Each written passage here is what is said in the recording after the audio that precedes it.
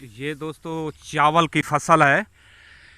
अब चावल पकने वाला है। देख लो, ये चावल की फसल है। ये बड़ा भांसपति चावल है, कर्नल भांसपति है।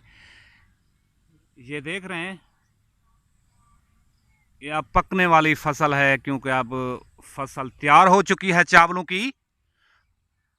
ये देखें आप, ये चावल है। चावल ये देख रहे हैं, ये चावल है। इसकी फसल अब तैयार हो चुकी है चावल की। ये कर्नल बनास्पति चावल है, कर्नल। ये देख रहे हैं, कर्नल बनास्पति है। ये बड़ी बहुत मुरब्बे पर मुश्तमिल है ये फसल। ये बड़ा चावल है।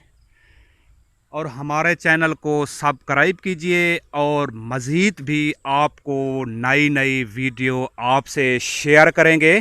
ये बनास्पति चावल है और कर्नल चावल है। हमारा चैनल को सब्सक्राइब कीजिए, हम आपको मज़ीद अच्छी अच्छी वीडियो आपसे शेयर करेंगे। शुक्रिया।